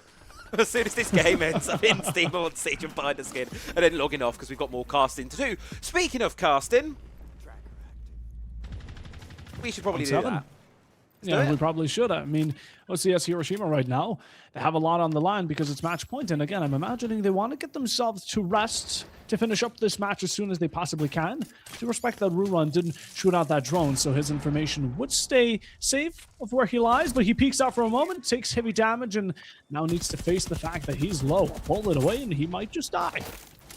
He might just die. A little bit of a risky spot right now. Hopping on in towards K9 balcony is indeed going to be this grim rat spot from Ruben. He's been spotted, but ain't going to stop him from playing ratty down here. Will eventually be dropped out by the frag grenade of Azumeister. Opening pick going the way of Loguire right now. Pico, here's the one on his left on the barbed wire. Grim going to be coming on through, feeding the information, forcing this Aruni to just peel on back here. She did a difficult spot, a dance back and forth, but are they aware of Katoria on this flank? I don't think so. No one's looking in his direction. This could be huge. Does he remain patient? The trigger finger does end up pulling, and Katoria is good for one. He's going to back off, and he's gained his team what they wanted. Again, is that equal standing. He can now play it safe, go the full route. Also with Grachan, they can retreat to trophy and head back upstairs so they can meet up with the rest of the squad and defend off for one more minute. Oh, ambulances just went by my house. Ambulances, uh-oh. Having a heart attack, are you, Mr. Puffo? Worrying about the result of this game, how this one's going to go. Rooney forced on back there. Beautiful pickup from George as well. Loguire find themselves an advantage inside of this round. 50 seconds left to go on the clock here. The key for the defense right now is keep that Echo alive. He's got the Yokais on the board available to him, so he will be able to deny a plant. It's just about the rest of the defense kind of stalling this attack in the meantime. Babes are going to make it still impossible for you to commit. Again, the Echo, like you mentioned as well. Second one thrown. Rather third here for the pocket of Grachan. 4 players from Loguire, they want to make it happen. But again, they're probably pitted up against the worst lineup that OCS Hiroshima could have offered. Air jabs being sent so they can deny people from swinging around that rotation, as the Yokai still has an overseering position. It's perfect, and all he needs to do, deny it. Perfectly play around this timing. He's going to wait. Only 1 second needed. The reposition is there, but there's still the angle for the boom to come around. The shock, will it connect? No, the last second it's denied. Now it's Grachan playing it aggressive, has that MP11 in hand, but George is going to shut it down for once, for twice, and Loguire Gaming are keeping themselves not only around the head, but denying match points. Huge round from George there. Absolutely lights out performance from the man himself. This is the wrong round replay. Give us 2 seconds. Look at this. The Echo drone so tight, so closely held. Almost gets its mark, but then just LastSecond.com, you get on it a second sooner, and you probably actually have that round, but unfortunate there. Really good from Loguire Gaming. 2-5 to scoreline will sit, Puffo. I'll be honest, you caught me with my mouth full again. Oh, sorry, I closed the Puffo. No, that's my bad. As a caster, I should not be allowed to eat. It's like, you should not. You should starve. Yes, you are right. I apologize, ladies and gentlemen. I'll make sure to starve next time around. I have a What's ketchup this dip in here. What do you have? Ketchup dip. Do you want some? More of a mayo fan. More of a mate. Are you sure you don't want this ketchup dip? You don't want it. Stop. Excellent. Fine. There you go. It's all yours, man. Thank you. I appreciate it. Can't be such a kind soul. I know. My free ketchup dips from Macca's.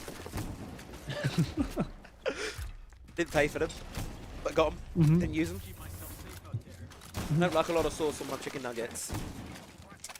Same. A bit of sauce is good, but I don't want them like drowning. So I only use like a handful, not many. Like, you're meant to put the sauce on for a bit of the taste, but if you put too much, the taste is just the sauce, and that is so stupid. Yeah, you want to taste the chicken. I mean, not as much chicken in a chicken McNugget. It's mostly, I don't know. I don't want to know. Just eat the sauce at that point. Yeah, just lick it. Ugh. Yes, I agree. Yoho just said yuck. Was he heard? I hope he was heard. No, he's not heard. He's off stream now. I can say whatever he wants to us, and it's not going to come through to the stream. Oh, close shots. We're run. Just going to barely evade a couple from those DMRs. And Howard Chapman out.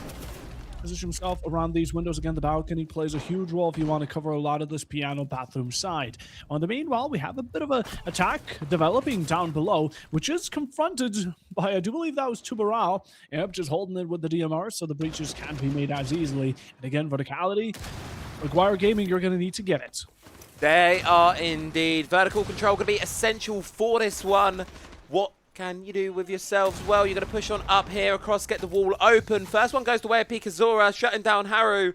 That's a good opener that you're going to need for this one. Tubarao going to stall out the Thermite momentarily. Air jab sent out. OCS still looking healthy. Not a drop of bloodshed has been given over towards their side. And I'd say this is still looking like a flawless round for them. Undeniably so. Information gathered. George taking damage. Has to be extremely careful. Now sticking to the lowest of HP. And if he falls, there will be no HP. But he's able to shoot back, return those bullets to its center. The exothermic now just needs to connect. And oh, Shifty, don't like it so much more than that.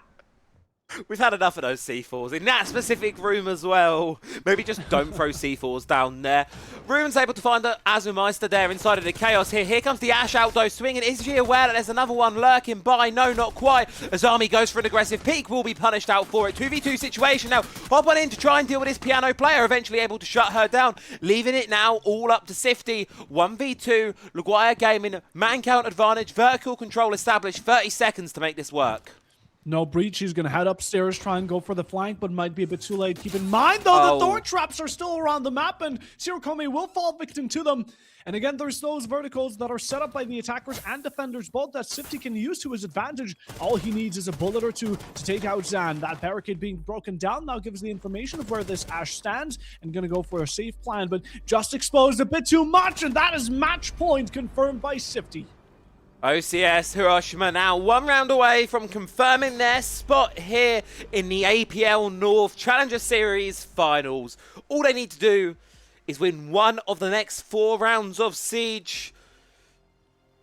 It's a fairly standard order for them. I think with the way they've been playing so far, they are confident they can pull it out of the bag. But Loguire Gaming, they had a good couple of rounds, so I can keep my fingers crossed for them that they'll be able to try and bring it a little bit further on through. We're going to head to Bar Gaming for this one.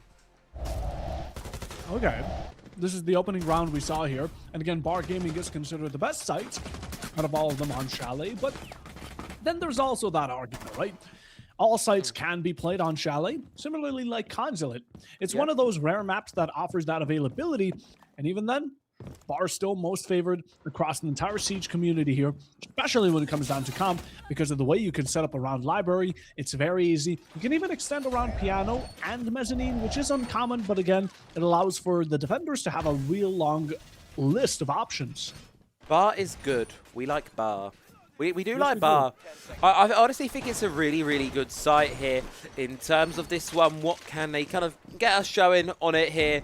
It's, you know, for the side of OCS, it's just this one comfortable round is all they're going to need. And they're going to double down on the traps. I almost called you Golly for a second. You're not Golly. You're Buffo. It's because I can't see your face. Mixing up your co-casters, I'm getting confused. Yeah, I'm casting with a lot of people, man. What can I say? Are you cheating on Golu right now? Are you cheating on me, rather? Yeah, I'm cheating on you and Golu right now. I'm cheating on everyone right now. I'm secretly casting with our hotdicks in like a secret B stream that none of you know about. Shh. I'd forgive that. Because Oho, he's the god, man. He's a good caster. We need to convince him to cast more. We should ask him to cast next time. We haven't done that yet. Yeah, next Challenger series, we're coming for you. Oh, better be careful. But so does Loguire Gaming need to be, because again, they are now against match point and similar narrative as to map number 1. Rounds back to back to back. It is a terrifying opposition to be faced up against, but OCS Hiroshima quite happy, delighted, I'm imagining, especially on the defensive, because currently they've been wasting a lot of time. They have been burning quite a bit of it here, and they'll be more than happy to wade on through here. Now, you can see people running outside. They're getting a little bit impatient, Puffer. They just want to finish this one now where they can. Katoria retreating on her way towards the library side, giving up control easily. That's fine. It doesn't matter. We're doing it this halfway point in the round. It's good pace in all things considered here because of how much of a nightmare this library bar hold, this vertical kind of hold, it could be a real difficult one to break. Yeah, absolutely. And right now, again, the way to find yourselves into it normally would be with a Flores, which right now Azumeister is looking to get upon, but there's still a lot of utility to Cleric, and those Razor Blooms are a priority, seeing the amount of damage they've caused in the past, especially to players, and even gotten the kill into the prior round. Haru is going to fall. That's that Twitch down, but not out, and even that Scorpion from Katoria going to swing out for just a mere moment. Not going to show itself much more, but the smoke babes keep on coming through. Smoke babes starting to filter on in now, applying some pressure on towards this back players as they want to try and make the push on up. They want to try and get aggressive, try and find themselves a way on forwards, but they're running out of time to do so. 50 seconds in, you're forced to drop, you're forced to try and commit. Player's not blinded, Katoria is able to get the opener. Suddenly, Loguire Gaming dropping like flies inside of this one. 2v5 situation awaits them. Hanu outside the building, able to find one courtesy of Sirakome, but it's still not an ideal spot. We've seen the comeback very real. We've seen it on this very defense, but with no information, you're just going to have to go in raw, and that's when you're caught off guard. Most, they're still flying from Ruron, and it might just be a coup de grace here right around the corner. With the amount of HP you're working with, you're going to have to accept it. There it is, last shot committed, and we have ourselves a winner. Going flawless into this best of 3, and that's just dominant. That is indeed a dominant finish. A statement run there for the side of OCS Hiroshima to close out their Challenger Series Swiss stage run with a victory. They will be going on towards the finals. As for Loguire Gaming, unfortunately for them, it's game over. It's GG. It's back to the drawing board. Sadly so. We're hoping to see them next time, stronger and better than ever.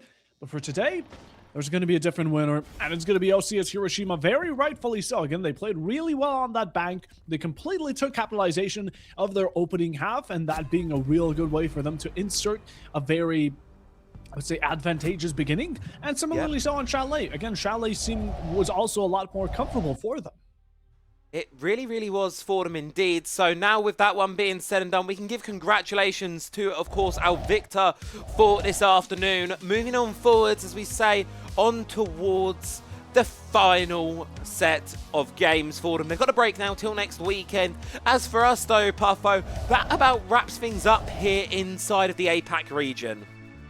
That it does, and honestly, it was a great time while it lasted. The rest of the matches will be officially broadcasted, so us community casters are going to have to step down, sadly. But there's a more exciting crew, you know, that are going to be covering these matches. And, well, Travi, it was certainly a pleasure to be here on the desk with you. It's always a lot of fun to share this mic with you, Puffo, and always a good bit of fun to get ourselves stuck into APAC. As you say, for us, that is going to be it for now. However, the stream is not ending. Puffo, I know it's a European game, but unfortunately, I'm bringing APAC to Europe now. I think it's only fair. I brought the European to APAC, so we're bringing the APAC to Europe now. We're going to be getting Tiaki in. We're going to be going live with the conclusion of the EML Challenger Series Swiss stage. That one's going to be coming up right after this break. Welcome back, ladies and gentlemen, to another episode of the Challenger Stories. I am joined here by the wonderful Kula. Would you like to introduce yourself to the folks? I'm Kula Meyer, also known as Jordi. I'm 21 years old and I'm the owner of Soulshard Esports. Wonderful, owner of Soulshard Esports, one of our orgs in the APAC scene. For those of you unfamiliar at home, how did we get here? Let's go right back to the beginning. How'd you first get into Siege? I was about 14 years old. I started at console at the PlayStation. I started playing with some streamers in the Benelux League. He started me in esports to my very first org with Dutchies. Yeah. At some point I outgrown the console scene where I started playing in PC scene for a different org called Eagle Empire, where I was not good enough to be there as a player. So I went as team manager. I started my career. We ended up in 6th place in the Benelux season 7. Okay. Last leader, last Benelux region scene. After that, we went into a team called Reveal Multigaming, after Wii Sports, and then MIF Esports, which is also still in the scene. Floating around, yeah. And then after a bit of time, I bought Soulside from someone else. Took Soulside over. And what was that like, that transition from going more hands-on with the teams to what I imagine is now much more an organisational kind of focus? In the beginning, it was hard because you're only familiar as team manager, so only the Rainbow part. But then at some point, you also have to involve different games, which we have now, like CS2 and League of Legends, which is weird.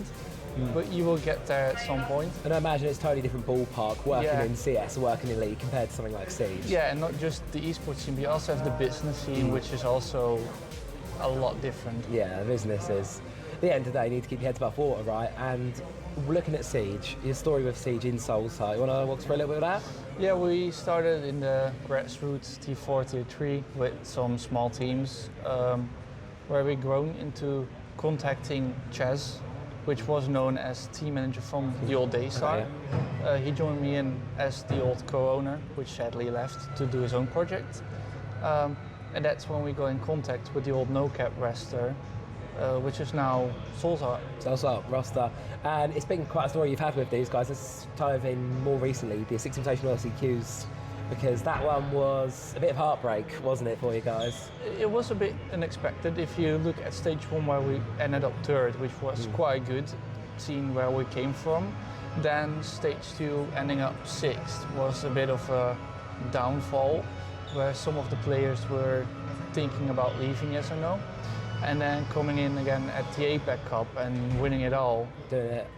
Doing it, and then the LCQ right after, which a bit much, but still great performance against all gamers. And it was thin margins as well. Yeah, it was really close. But yeah. Just it wasn't meant to be this one, but I guess next year. Next year, and I suppose that's a great segue into kind of what's on the radar. Obviously, we're just at the start of a competitive year. Invitationals, well, we're here for starters, and they're going to reveal all sorts of lovely goodies. What's on the radar for you guys this year? I cannot say much, but of course we have a goal, and that's getting on stage. Not just making the major, but getting on the stage itself. If it's just a major, EWC or 6 Invitational, it doesn't matter. We'll get there. You're going to get there. And something else as well I've spoken with quite a few people about today is the growth of the APAC region, because it's coming a lot deeper the last year or so. Yeah, and you have seen that there's an announcement that we have a new region in there, China. So I'm really curious because it makes the region harder where we compete in, but it also shows growth, which is good. So we have to see. I'm really curious what Elevate is going to do, if they're going to keep the Brazilians in there or they're going to go back to the Asia. No, because obviously it wasn't the invitational run really dream for them, was it? Unfortunately, had a couple of struggles here, I think is the best way to kind of put it, going on. And as you say, making majors, making a big events next year, that's really the goal plan for you guys. And what's number one on your way to achieving that? At the moment, we're going to plan for stage 1 boot camp at the live location. And we hope that will help us to get further up with more points. Yeah, keep the boot camp going, keep the team vibes up, because at the end of the day, that's so important, that mental game. And like you say, the region's getting tougher. You've got that new Chinese region, and as you've said, you've played against them in the APAC Cup. How was it kind of getting their first feelings in officials? It was hard, because in the beginning, they're a new region, they're new teams, so there's not a lot of information about them yet. So it's really hard to like counter-strat them, because there's not a lot known. So, which did help us, like we played them in the upper bracket our first game, which we lost also 2-1, I believe. So that gained us a little bit more info, but then you play a different map again, and then reset, yeah, go 0, and see what happens. And that's what happens. Yeah. Yeah, big things for next year. And one final note I kind of want to end on is, as a fan, for all of the folks at home, what's the best thing they can do to support an org such as yourselves? Yeah, we dropped the new jerseys. Those will be on sale for sure soon after SI. And for that, yeah, support us on social media. How more we grow, how more we can get. Yeah, the APAC scene's growing. You guys are one of many teams that I know are going to be on the rise this year, and cannot wait to see what you do. Thank you very much for your time, Philip, and enjoy the rest of the Six Invitational. Thank you. Thank you very much.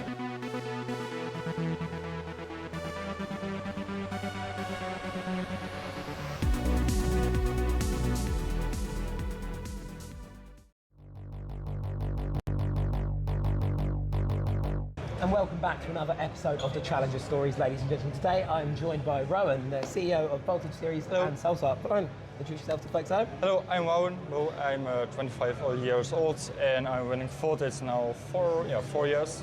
At the starting, I was CEO of Ego Empire, but it disbanded, and now I'm turning Voltage for my besides of my job. Yeah, so been here a little while. You started with the game way back when. You wanna talk us how you got into Siege first? I think from 2016, one of my friends say you must buy this game. Yeah, you must go. So no. And then it was 3 weekends, and I explore the game, and from then I'm tuning into the game like as a noob. There's a noob, yeah. Watching the esports, watching the goats. Yeah. At first with the controller on my PlayStation, and after that, I think now 3 years ago, I switching to PC and manage like everything from there.